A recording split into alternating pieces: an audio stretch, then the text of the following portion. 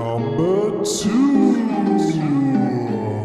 We'll skip on to number 2, but yeah, winning that first CT back was, I don't think anyone could have imagined that, and there wasn't a dry eye in Coolangatta. I was there on the beach. It was just, man, it was a wild ride for everyone. I can't even imagine what it was like for you and your family and close friends. But yeah, man, what do you remember of that day? And what were the conversations leading up to it? You kind of touched on it. Oh yeah, well, like I did not know how that was going to go. My focus was to stay on my feet, like just take off and stay on your feet, and that was about as much as that brain was handling at that stage. And yeah, I had a heat.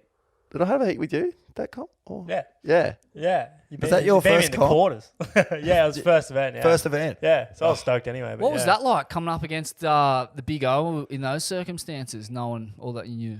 Yeah, I didn't really know much, to be honest. I was like, oh, he's back. He's surfing pretty good. But I guess in his brain, he's like, yeah, I'm just trying to stay on my feet. But in everyone else's eyes, it was like, fuck, he's come back pretty good. Well, you were like, right. I'm trying to stay on my feet. But everyone's like, fuck, he's ripping. Yeah. There's actually a bit of like even science behind why I could surf. Is that the damage that I had was in my frontal cortex, left, right, and my cerebellum was basically untouched. And where you surf from is where I surf from was the feeling sense, which is associated with your cerebellum. Wow. And which is... So are you telling me that, hang on, you surf from the feeling place? So let's say a guy like Damien Hardman might be surfing from the maths place. Well, that's you. If I tried to think, oh, do this turn here, that would be game over. That would be a different place in your brain. That would be a different place. If I no disrespect to Duma, by the way, natural talent, unbelievable. Two-time world champ. I don't want to sound like he's just a maths head, but it is interesting because he would say in the podcast we did with him, he'd go, all right, well, I only need these scores. I know exactly how to get them, and I'm probably going to get through this heat. You know, it's all all accounting. That was it. Me sitting out there was this. Nothing. Turn. Go. Stay on your feet. If only you thought about it, and then I would have bet you. That's right. Then I started getting better, and I was like, what are all these Well, Connor, you've got a brain. Yeah, I know. No, what about you, mate? Just sorry, before we get into the tail end of that event. Head knocks, copped any? Paddle back out feeling dazed? I feel like I've only had a couple of significant head knocks over the past year that just I have my outside whole life. Northies. Just outside Northies, just a couple of footy heads. But I think it's just you just end up pushing yourself to a point where you do get those head knocks. And I feel like as I'm getting older, I'm like, whoa, feel it a bit more than when you were younger, but nothing as significant as Owen. That sounds what he went through. Yeah, is brutal. I'm interested to know, as you were making heats, man, like talk to us about what the conversations were like, between you and Keita and you and your family. Micro. What Micro? What was going on in the background that none of us saw? A bunch. Yeah, man. Just there was some pretty full on moments, man. That was the start of my journey and the start of me coming back and there was breakdowns. There was my brain was in absolute scramble. I could surf. I'm not going to deny that.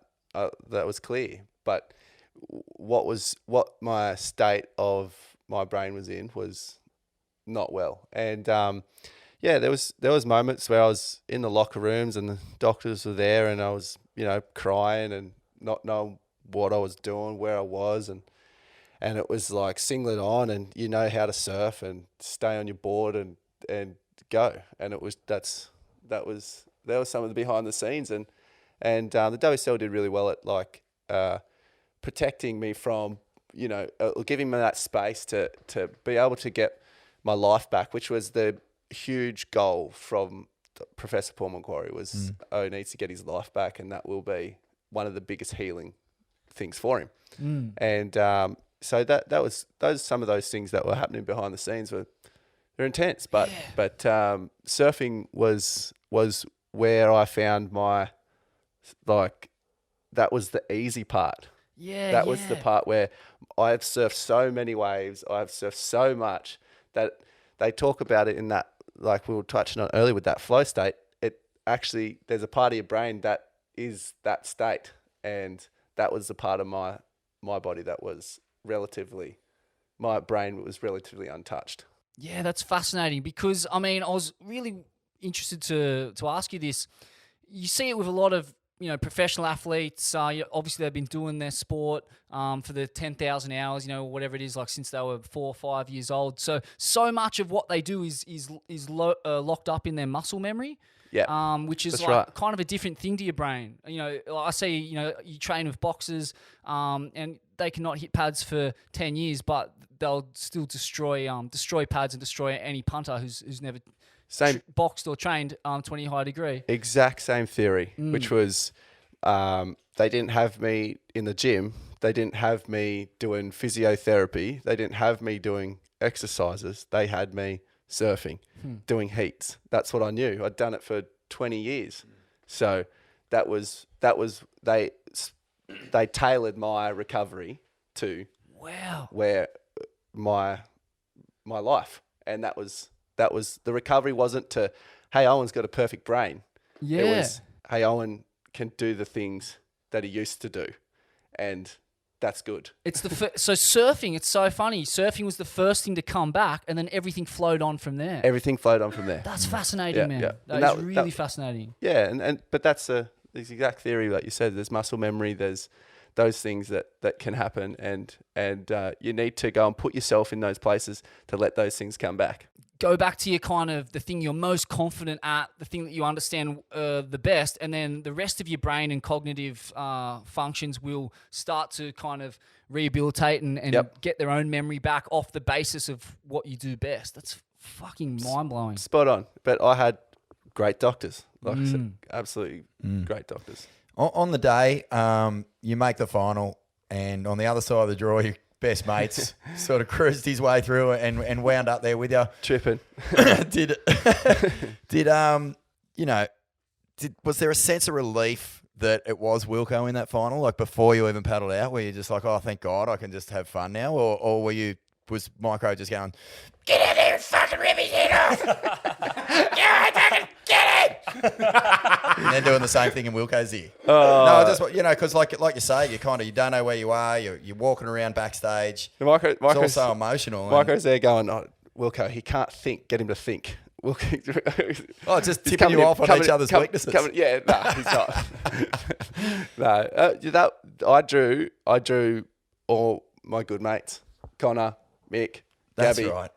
Wilco. Wow. No way, that is cosmic. And actually, the Mick heat in that comp was unbelievable. That was two guys really teeing off on each other. Yeah, talk to us about that heat. What do you remember about that? He did not. If you want to, the best thing about getting your mates, I think, is that they know not to take it easy. Like the best thing they can do for you is try and flog you, right? Well, I felt at ease too, because it was like, oh, he's going to try and flog me. I know that, and I'm going to try and flog him. I know that. Like it was like a comfortable, competitive space that I was in, because they were like, I've competed against them, and I know that's the go. That's what's happening.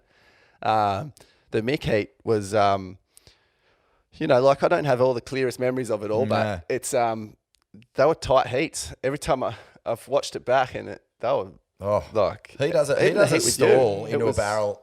Yeah, even the heat with you, it was like it was like at the end or something. Right at the end, and then heat with Mick was right at the end, like one exchange, and the same in the final with Wilco. It was last exchange. Yeah, and I just got the upper side of it. But so basically you'd been surfing through against your mate. It wasn't like, oh, unreal, I can relax. You were like, all right, it's even tougher now. Well, like I had been, it's almost like it helped me surf better again, because it was like another familiar place I'd been. The amount of finals and heats and things I've done with Wilco is such like a muscle memory that it's like a... I know how to beat this guy. It's easy. No, just like it's a familiar place. Oh, I'm right at home here. Like, yeah, your brain's off with the fairies, but your body's just going, darts. It's Wilco, darts. Whether you're losing or winning, you're like, oh, I know this spot. Classic, mate. That was Jeez, that's cool. That was a cool event.